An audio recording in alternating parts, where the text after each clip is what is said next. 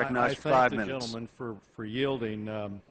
When we talk about the 5 million violent crimes that occur in this country every year, we should be mindful of what that means in terms of the shattered lives of the victims, those who survive and those who don't survive. Their families are shattered by this experience.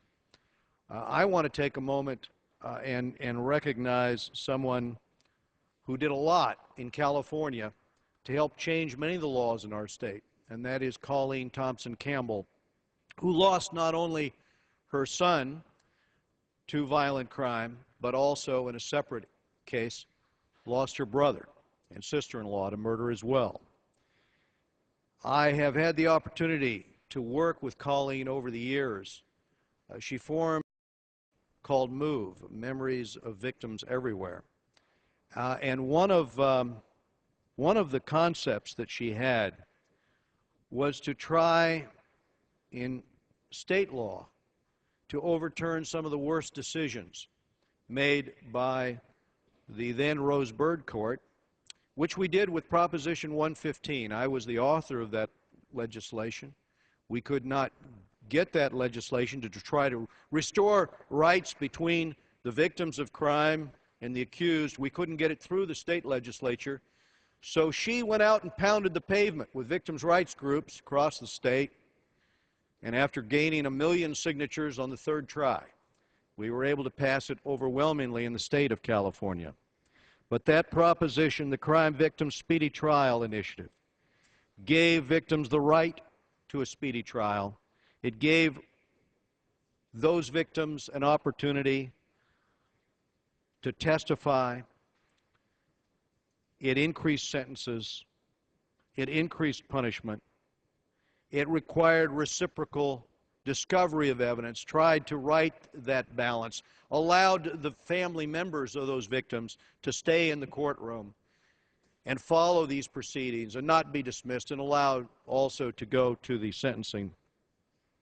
And I testified before the House Constitution Subcommittee here some years later when we had an opportunity to mold legislation based on what we had done in California, the Victims' Rights Bill that became law, codifying crime victims' rights here at the federal level.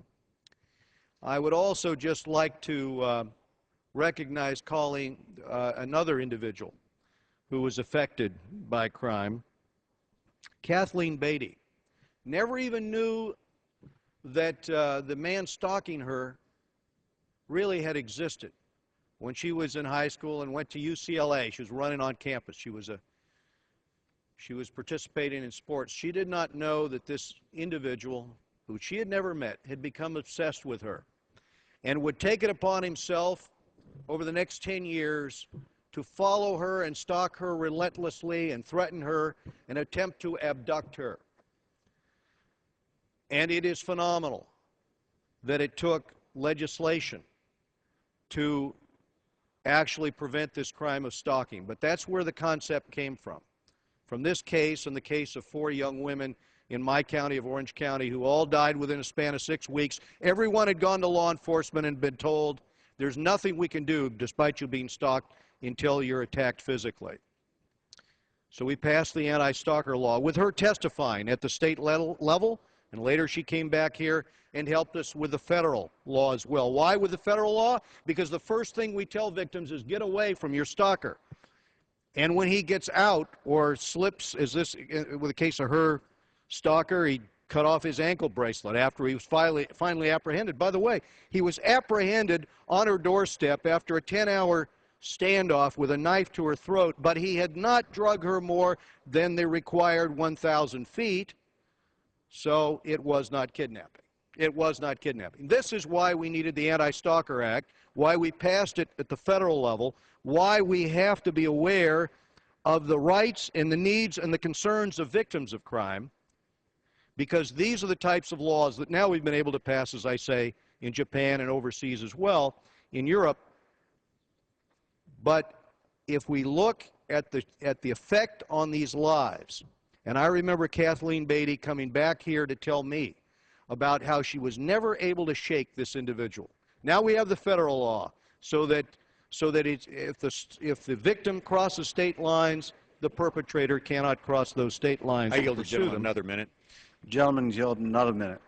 But I will also mention the legislation that I authored in California to put fines on those who are convicted of crimes and fund programs in the state for victims. And we've done this at the federal level as well.